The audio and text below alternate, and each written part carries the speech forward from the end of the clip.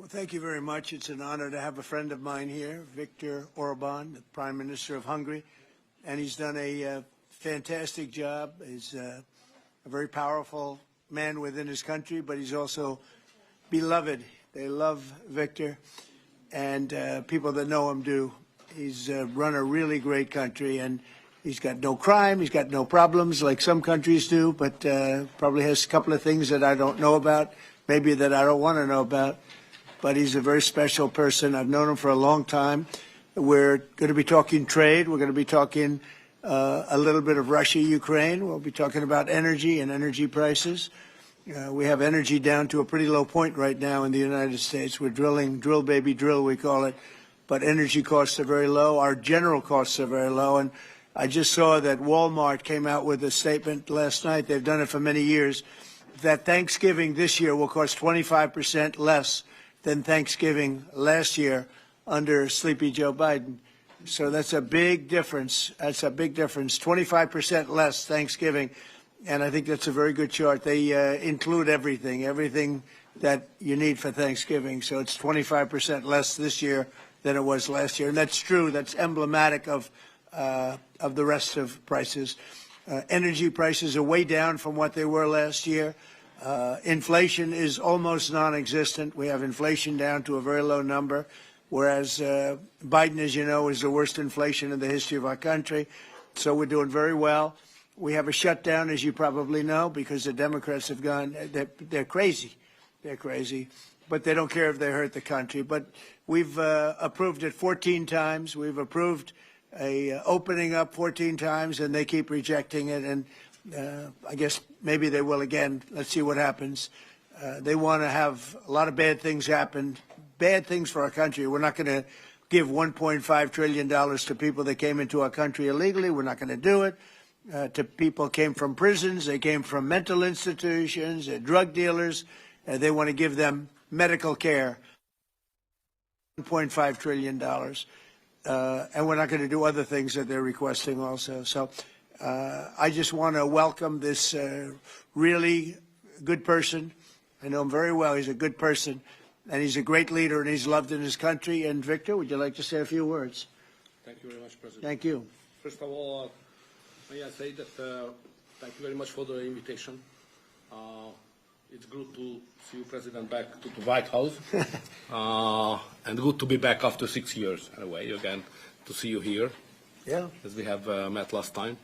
The reason why we are here to open a new chapter between the bilateral relation of the United States and Hungary, basically because during the Democrat administration everything was ruined. So after your leaving president, everything was basically blocked, ruined, cancelled, a lot of harm done by the previous administration.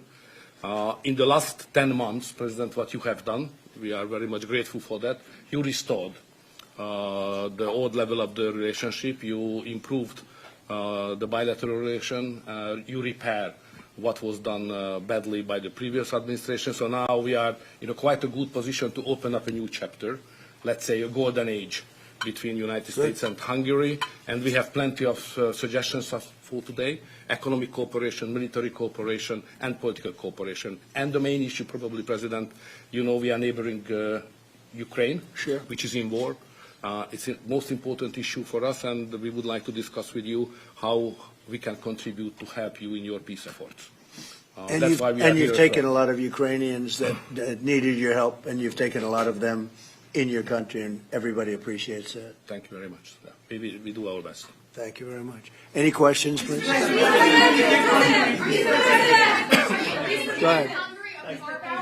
Thank you, Mr. President. Mr. Orbán has requested an exemption as it relates to oil that is coming from Russia. Is that something that you are prepared to do? And may I ask Mr. Orbán a question in regards to that very issue? Sure. We're looking at it because it's very difficult for him to get the oil and gas from other areas. As you know, they don't have the advantage of having sea. It's a great country. It's a big country, but they don't have sea. They don't have the ports. And so they have a difficult problem. There's another country that has that same problem, by the way. But when you look at what's happened with Europe, many of those countries, they don't have those problems, and they buy a lot of oil and gas from Russia.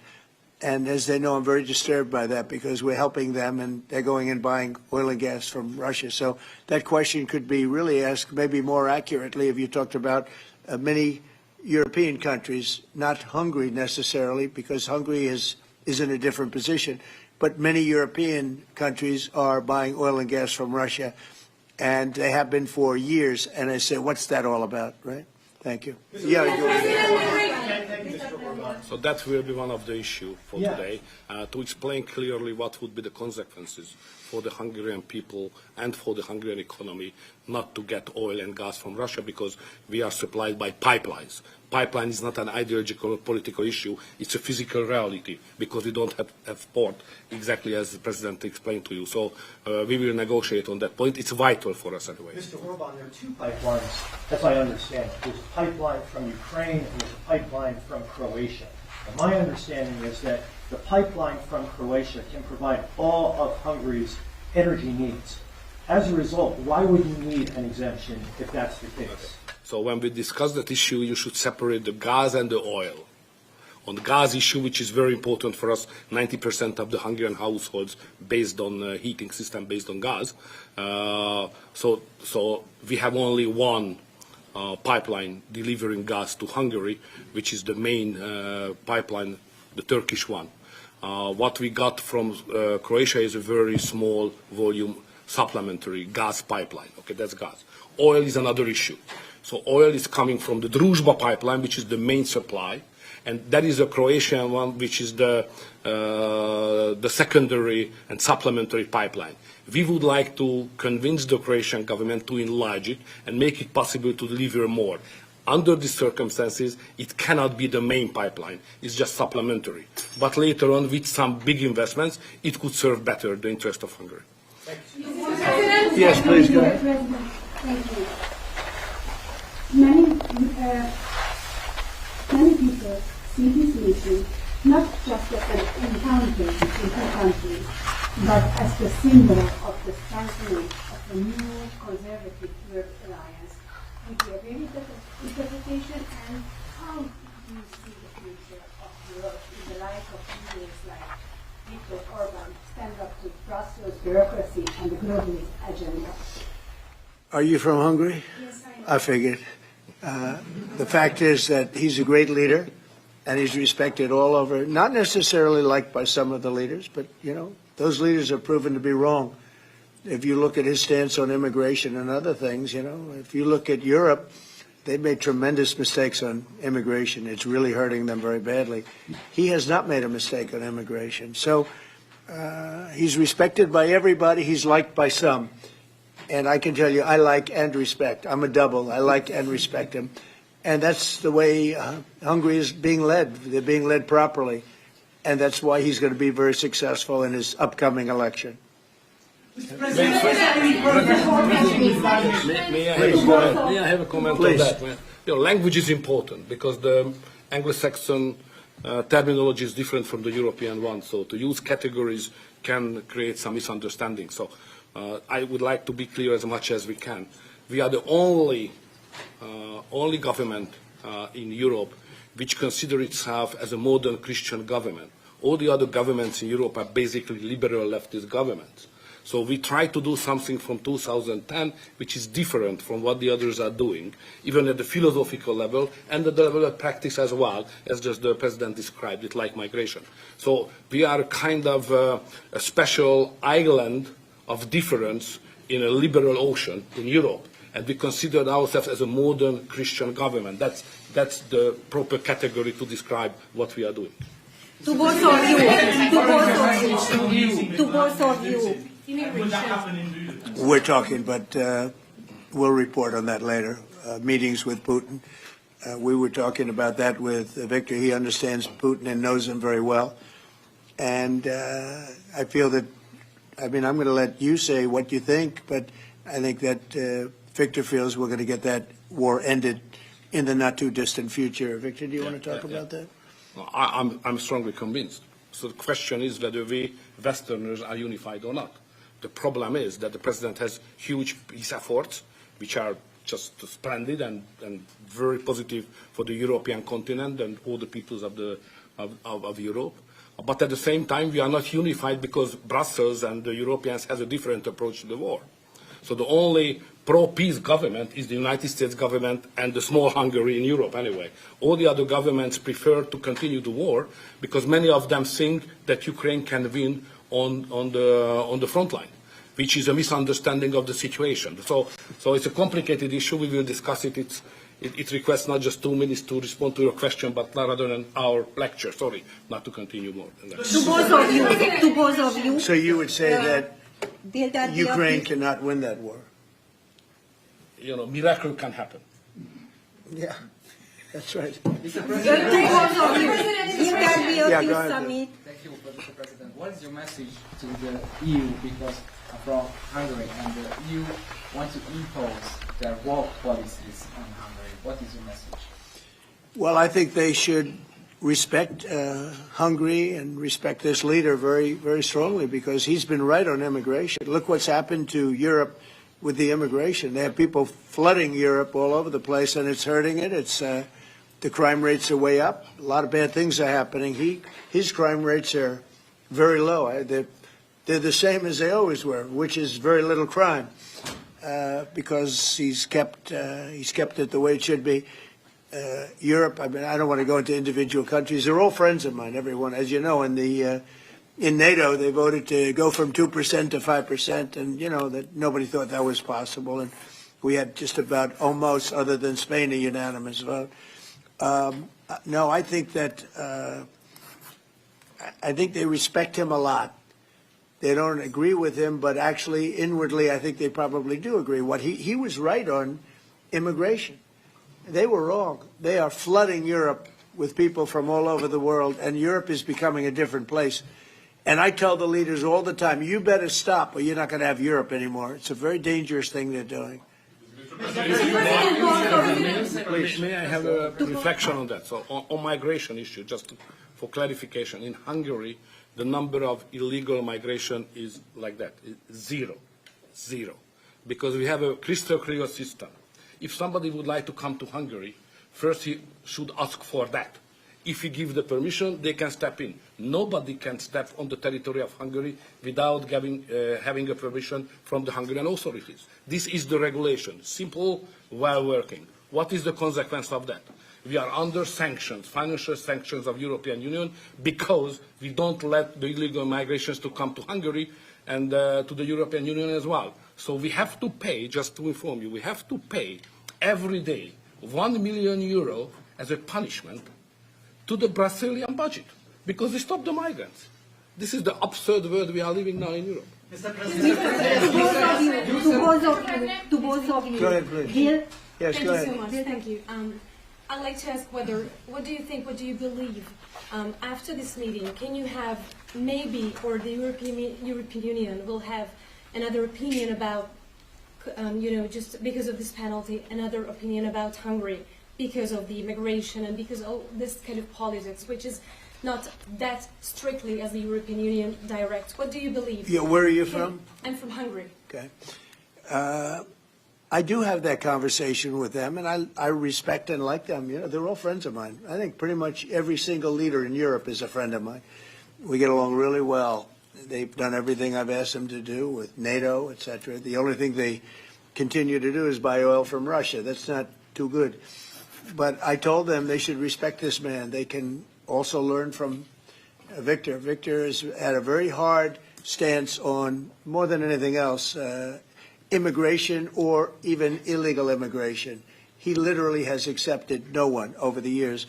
Think of how much greater these countries would be if they didn't have the tremendous crime that has come in with the immigration.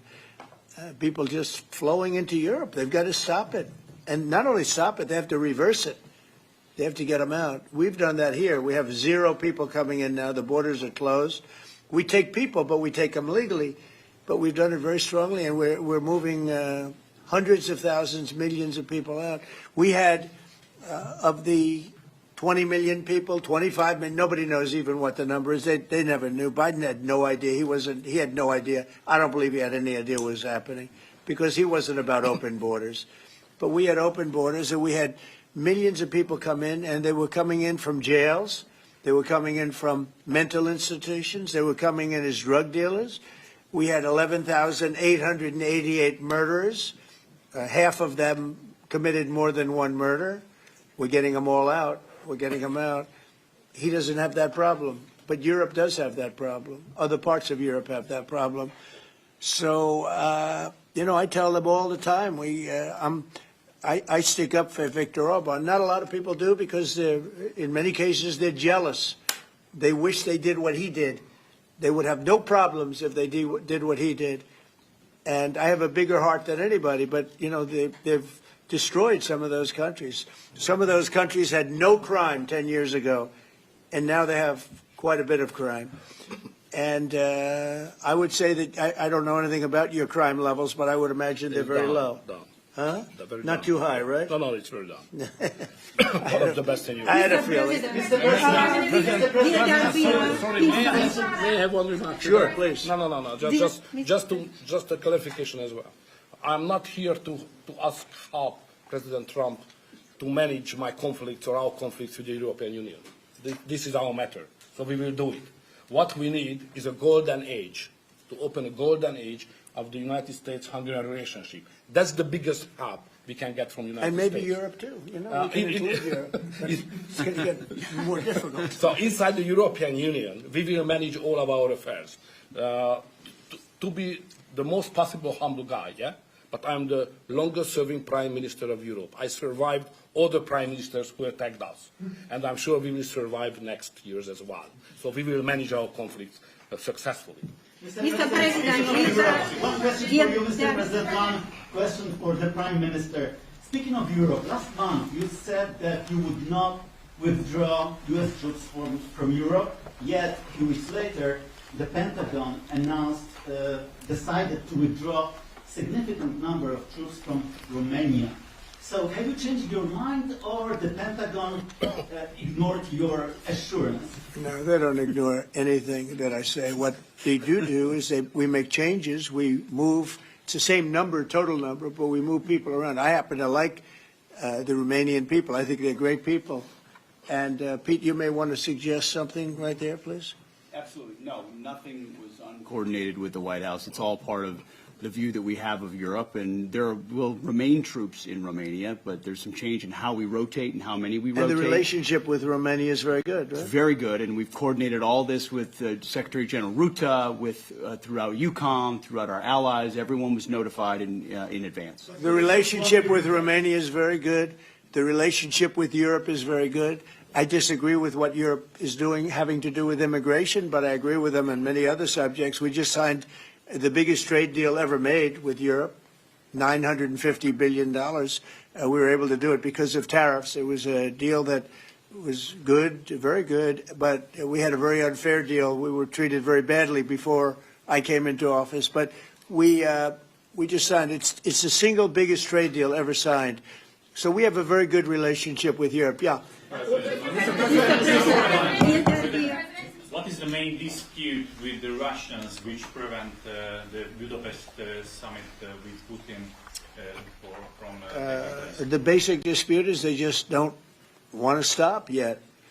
And I think they will. I think it's taken a big toll on Russia, a big toll on both countries, obviously, but it's taken a big toll. They're losing 7,000 soldiers a week. That's a big toll. And between the two of them, divided, you know, with Russia losing more soldiers, actually, but they're both losing a lot of people. And that's the primary thing that, with me, it's not economic, it's not money. In fact, we don't spend any money. We send it to NATO. They pay us for our missiles and for our military and everything else. We don't. It's not a question of money. It was with Biden. He spent $350 billion. He got nothing for it. The war would have never happened. If I were president, the war would have never happened. I think you would agree with that. This war would never have happened if I were president. It's stupid that it happened. But it did happen. I inherited the war, and I think we're going to get it ended. Not too distant future. Yes, please. So no question that if that time the name of the United States president would have been Donald Trump, there would be no war between Ukraine and Russia. That's clear. But what we are speaking about here is more than that, because without the pressure coming from the United States government, I'm speaking 2022, the Europeans would not take that hard line, what they have today on the war. Remember that big countries of Europe rejected to be involved more than just sending some, humanitarian issues. So the pressure coming from the United States to be more pro-war in Europe. So that's the fact of the history anyway. So we have to restore something which was ruined and created from here, and that's the reason why I understand absolutely the devotion of the president now to do everything to stop the war, because that would be not that deep without the previous government pressure from here. So the reason why I'm here to be as much as helpful I can to contribute to the peace efforts of the president, because that was an enormous mistake what we have done, the Western world, several years ago, and we have to stop it, and it's common responsibility. Biden actually pushed for that war to happen. Okay, if you can believe it. Nobody can believe it, but it's one of those things. And now look what happened. Look what's happened to Ukraine. It's a much smaller country. A lot of people are dead. You take a look at it's a whole different world over there, and Russia has not been helped very much by that war either. They lost a tremendous number of soldiers and people. And, look, that war should have been a one-week war. I don't know why it's taken. This is 4 years. Should have been 1 week. Should have been over with, but it would have never started. Should have never started. And I would have solved the problem without giving up anything. Ukraine would have remained as is. So there were tremendous mistakes long before I got there. I inherited that mess, so we're getting it solved, along with the 8 wars that we've already ended. Mr. President, What is America's interest cultivating better relations with the EU leader or Orbán?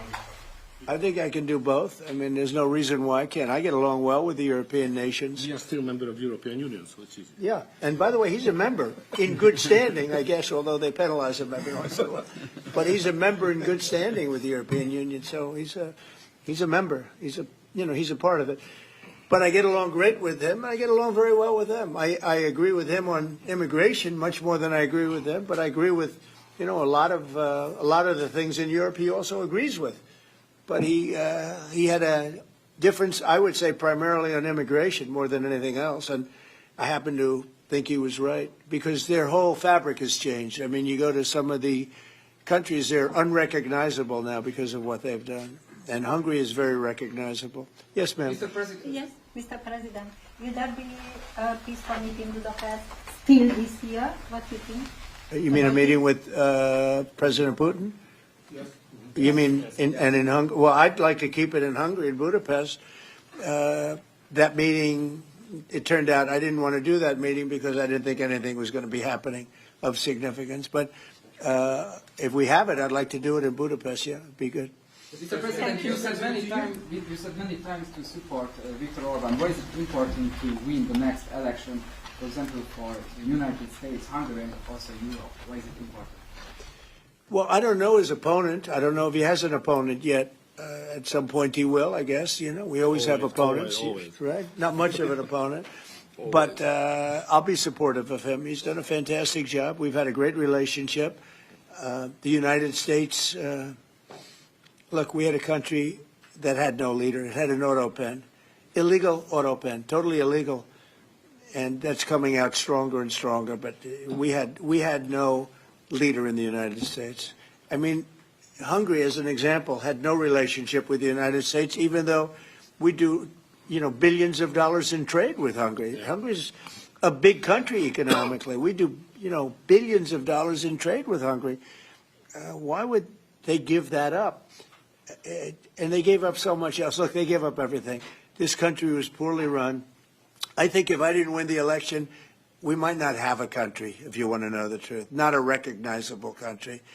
But our relationship was immediately good as soon as I won the election, because Viktor's one of the people that's highly respected, and we had a great relationship with Hungary. We do again.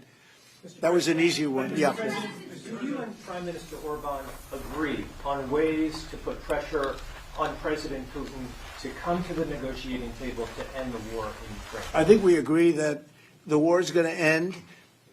Sometimes people have to fight it out a little bit longer, but I think we agree that the war is going to end in the not-too-distant future. Do you want to talk about that, Viktor? I have some ideas, and I will I will present it to the President. How to stop it. Mr. Prime Minister, Mr. President, since you brought up the Walmart Thanksgiving meal, Yeah. and it is cheaper, but it also contains less. As affordability, Well, I haven't heard that. You're telling me. Who are you with? Who are you with? I'm with NBC News, sir. Fake news. NBC. You're fake news. What a NBC's gone down the tubes along with most of the rest of them. If I ask, why do you think there's such a disconnect between the economy that you're describing day to day and the way many Americans say they're feeling and they're concerned about? Well, they feel better about our country right now, other than the shutdown, obviously, which is caused by the Democrats, could be ended by the Democrats in 2 minutes.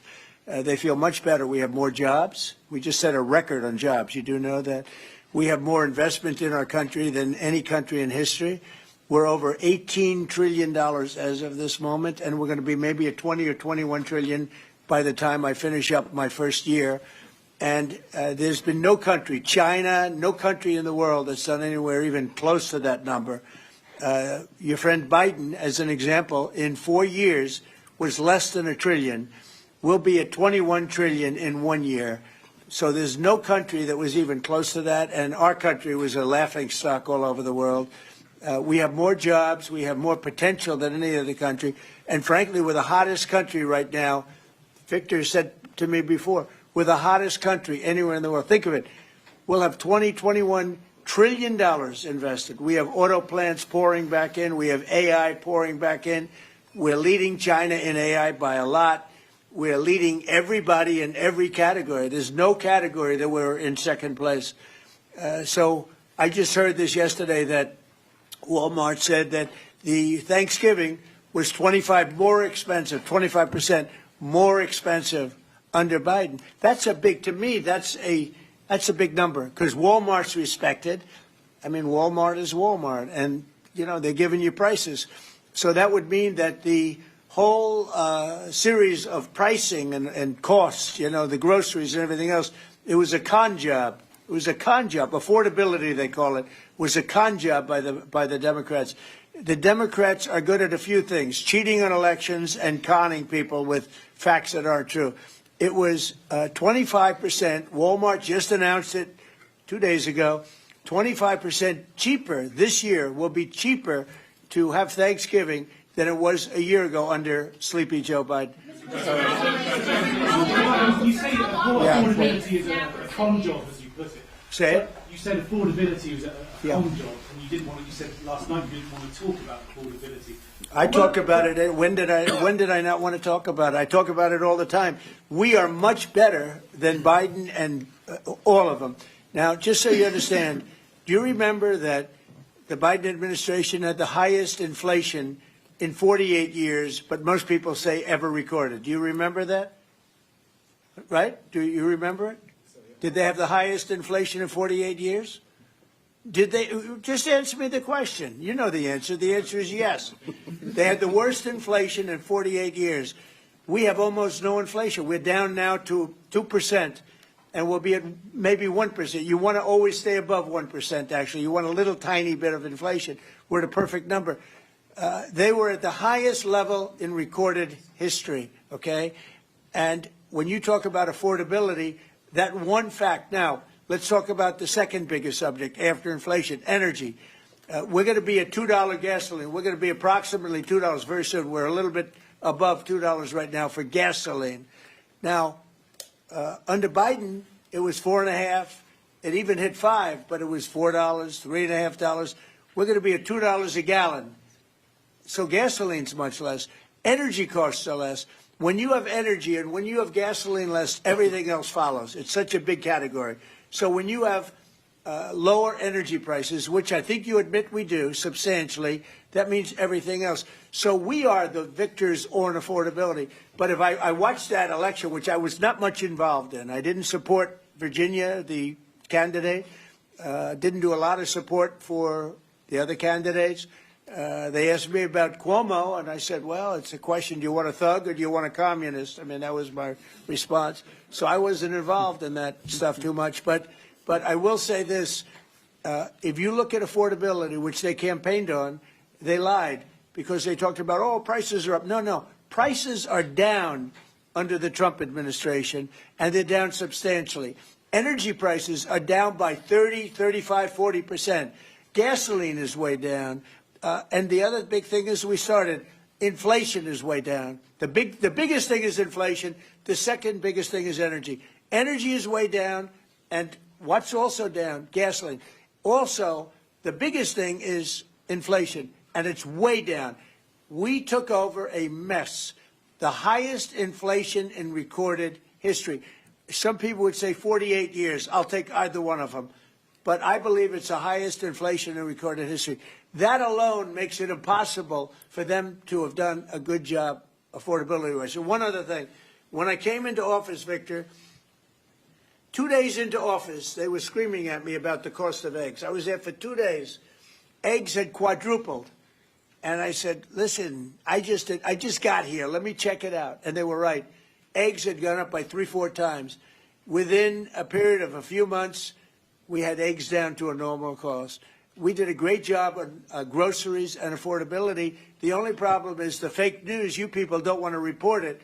And, in fact, I'd like to ask Caroline. Where's Caroline? I'd like to ask Caroline a question. Where is she? Did she? Uh-oh. She deserted us. She deserted me.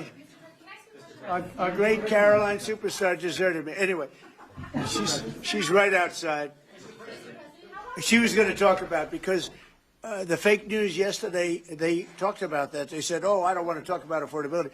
The reason I don't want to talk about affordability is because everybody knows that it's far less expensive under Trump than it was under Sleepy Joe Biden. And the prices are way down. Caroline? Yes, sir. Could you discuss that question that was asked, and how it was asked in such a fake, disgusting manner by the fake news? Yeah, and I just saw it asked again here, and it's very unfortunate that the reporters in this room refused to address, sir, what you just said, which is that you inherited the worst inflation crisis in modern American history, and you are fixing it in 10 short months. And your entire administration has been tasked with this effort, from Treasury Department to Agriculture Department to the National Economic Council right here at the White House. They are slashing regulation. He signed the largest middle-class tax cut in 6 months. In 6 months, in record time, putting more money back into people's pockets. So affordability is what the American people elected this president to do, and he is doing it, and you guys refuse to cover it. And you refuse to cover that the previous administration created the worst unaffordability crisis in American history. And I've been watching the TV all day saying that he doesn't want to talk about affordability. That's what he's working on every day. And that's what I'm talking about right now. But you know why they refuse to cover it? Can I because they're fake news. That's why. Go ahead. Can I get her someone? Sure. Caroline, the Prime Minister would like you to work for him in Hungary. Please consider. You know what? That's a very good decision you just made. Please don't leave us, Caroline. Yeah, please. You spoke to Republican senators. They do not seem interested right now in getting rid of the filibuster. That's too bad. They're making a big mistake. That's right. No, but they're coming my way. You're right. Wait a minute. The way to do it for the Republicans is to terminate the filibuster. They call it the nuclear option. This is the second form of nuclear. Very good, very good. This is a good form. This is not a bad form. I would have been in favor of that a long time ago. But you know the Democrats are going to do that. And most of you will admit the Democrats are going to do that. So why aren't we doing it? And I think only a foolish person would be against that, especially when you realize that these are crazed people. These people are absolutely crazed, Trump derangement syndrome, whatever it may be. And I am totally in favor of terminating the filibuster, and we would be back to work within 10 minutes after that vote took place, and lots of other good things would happen. And it doesn't make any sense that a Republican would not want to do that. If they're not going to do that, then it seems like you'd have to make a deal with Democrats to end the shutdown. Here's some of the things that we'd pass if we terminated the filibuster. Voter ID, no mail-in voting, no cash bail, no men and women's sports, no welfare for illegals. You could go on and on. This is 2 pages of things we'd do if you did that. Without it, I don't know that you passed anything, because you can't deal with them. They're really irrational. They really are. But I was happy to see that a tremendous liability to this country, a woman that made herself rich in this country, Nancy Pelosi, has quit. and she'll be out of here pretty soon. And that I consider that to be a great asset for America, getting her out. Yeah, please go. Are you ruling out the Democrats? You're not interested in the I don't know. We'll see what they have. I mean, we'll see. But they're very destructive for the country. NBC, fake news. I'm not taking you. Go ahead. President, are you worried about it backfiring in the future on Republicans? Should they get rid of the filibuster and then down the road? Well, normally I would say, well, a little bit. But the reason that I'm not is because if they ever took over power, they'll do it. Look, Joe Manchin and Sinema are two people that are no longer in politics because of this issue. They were opposed to what the Democrats wanted to do. They wanted to terminate the filibuster. They were opposed to it. They're no longer in politics. They're gone. The Democrats will do this. So if the Democrats are going to do it, I'm saying Republicans should do it before they get a chance. It's very simple. And if we do it, we will never lose the midterms and we will never lose the general election because we will have produced so many different things for our people, for the country, that it would be impossible to lose an election. AI bubble. Are you worried about an AI bubble? No, I love AI. I think it's going to be very helpful. So many things are happening with it. And in addition to which, we're leading China, we're leading the world in AI. We're building massive electric plants that the companies themselves are building for their plant. I've given them the right because we need so much electricity for that. Just the word is electricity, believe it or not. Double the electricity that we currently have in the country for just the AI plants. And I've allowed those companies to rebuild and build electric plants along with their facility. We're getting approvals done in less than a month, sometimes in 2 weeks for massive, beautiful, massive buildings. And no, I'm totally in favor of it. I think it's really going to be the wave of the future. And we're leading the world. We're leading everybody by a lot. How long do you think the shutdown will last? Mr. Orbán, President, how long do you think the shutdown will last? I don't know. It's up to the Democrats. The Republicans have voted 14 times to open up the country, and the Democrats have voted 14 times to hurt the country, really. They should approve it, but they might not. That's why I like the fact that we terminate the filibuster. If we terminate the filibuster, the country will be open within 10 minutes after that termination because we'll take a second vote, which is the opening of the country, and the Republicans will vote to open the country. That's one of the reasons, not the major reason, by the way. I think it's less important than the other things that we get. But if we terminate the filibuster, the second vote that we will take will be to open up the country. It'll take 10 minutes, and the country will be open. Is there any room for bipartisanship? Because it seems like that's the main purpose of the filibuster, is to create some sort of compromise. So Well, it didn't work, obviously. So You're right. That was the purpose of the filibuster, bipartisanship, but that didn't work. So are you saying the next 3 years in Washington there shouldn't be? Well, no.